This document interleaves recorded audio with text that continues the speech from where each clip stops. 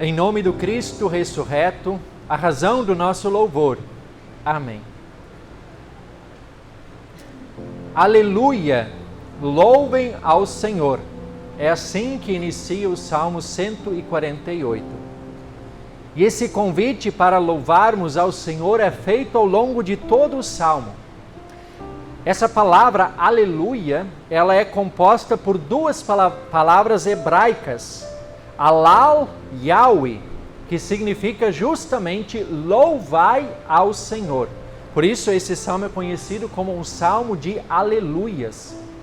Neste salmo, não apenas nós, seres humanos, criados à imagem e semelhança de Deus, somos convidados a louvar ao Senhor, mas toda a criação, desde seres animados como os animais e as plantas, até os seres inanimados, como o sol, a lua, estrelas, o fogo, a neve, o vapor, o vento, os montes e as colinas.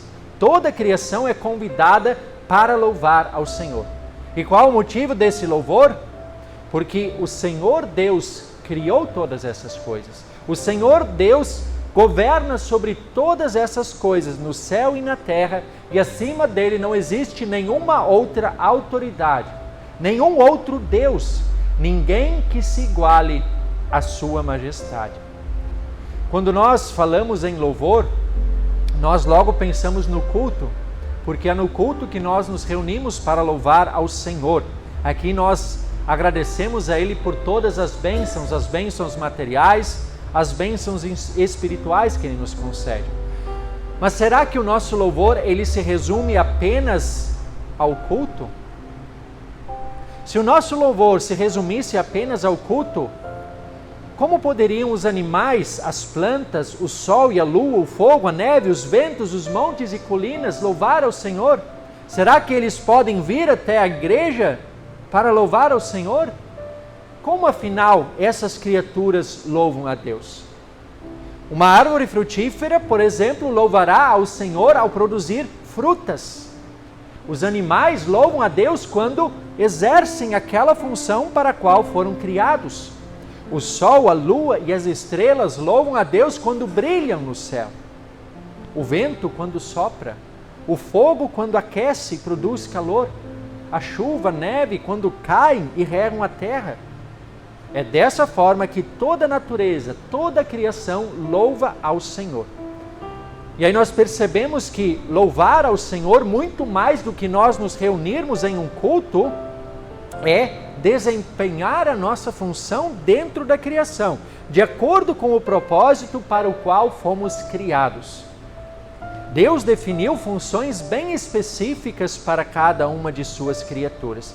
E quando elas vivem esse propósito, elas louvam a Deus. Assim como o sol e a lua lá no céu, os animais e as plantas aqui na terra, também nós, seres humanos, temos uma função bem específica dentro da criação. E, aliás, a nossa função é uma das mais nobres, porque Deus delegou ao ser humano a tarefa de cuidar da criação. O ser humano é a coroa da criação. Foi criado à imagem e semelhança de Deus para cuidar da sua criação. Nós sabemos o que o pecado trouxe. O pecado, infelizmente, corrompeu esse propósito original de Deus. O ser humano que deveria cuidar da criação passou a explorá-la, passou a destruí-la, passou a usá-la para satisfazer os desejos insaciáveis do coração pecaminoso. Mas nós sabemos também que Deus providenciou a solução para o problema do pecado. Deus, o que Ele fez? Se torna um de nós. Deus se encarna, se torna parte da criação em seu Filho, que cumpre a lei em nosso lugar, que morre na cruz, que ressuscita ao terceiro dia, como recentemente lembramos na semana da Páscoa. É essa obra consumada de Cristo que não apenas traz para nós o perdão dos pecados e a vida eterna, a garantia da vida eterna, mas também nos dá uma nova perspectiva para a vida nesse mundo.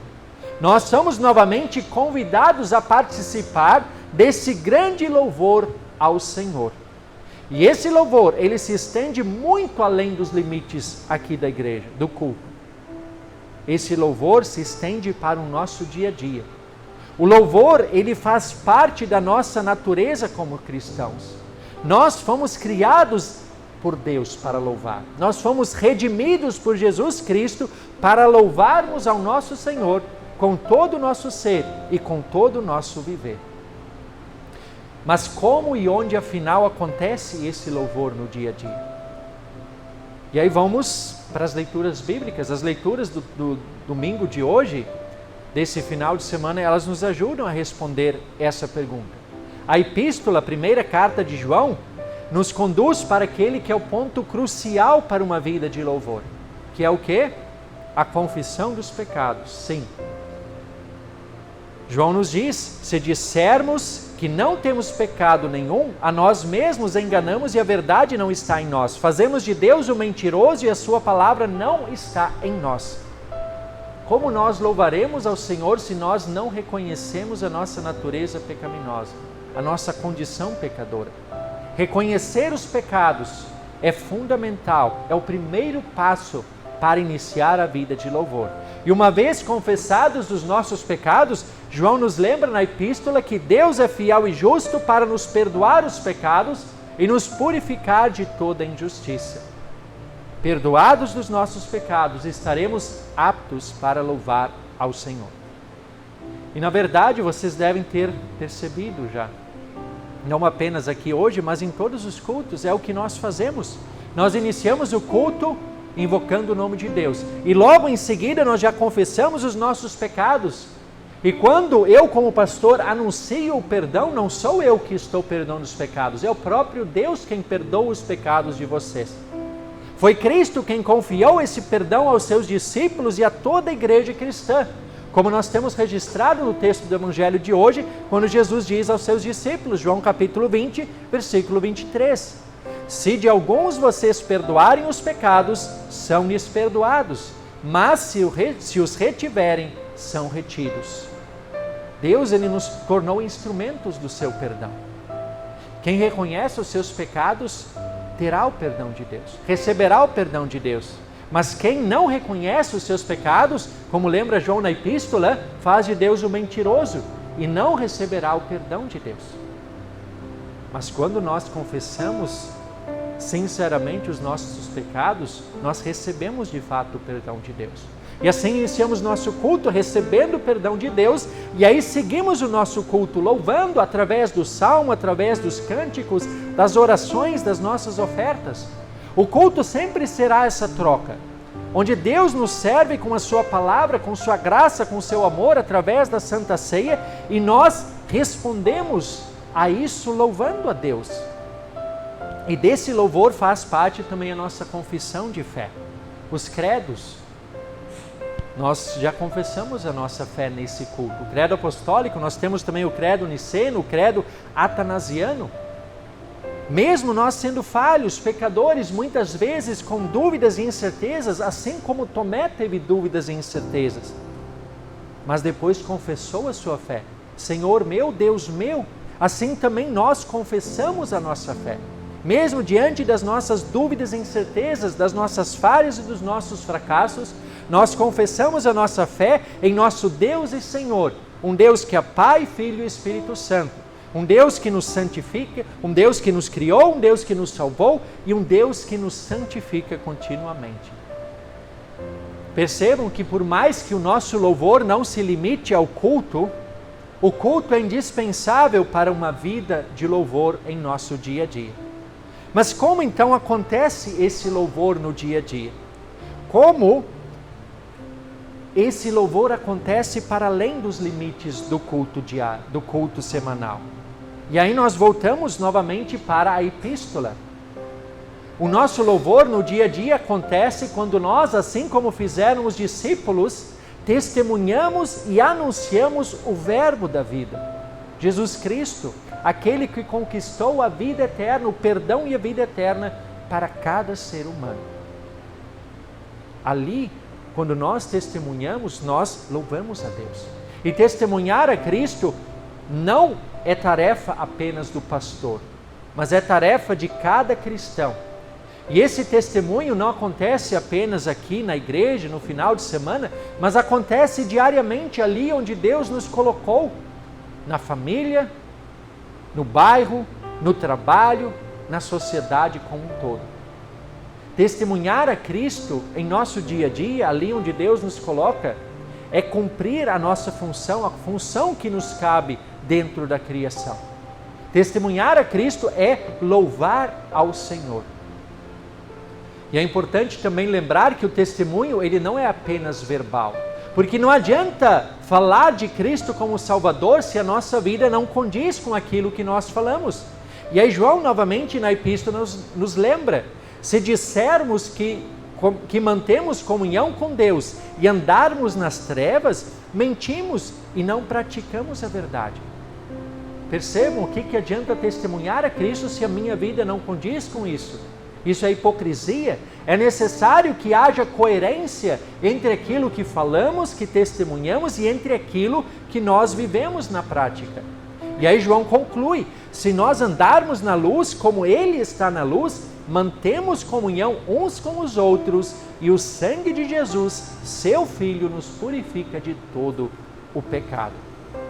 Jesus, Ele nos resgatou das trevas. Nós estávamos mortos espiritualmente, nós vivíamos nas trevas, mas Ele nos trouxe para a sua luz. Não para que nós voltemos para as trevas, mas para que nós continuemos andando na sua luz.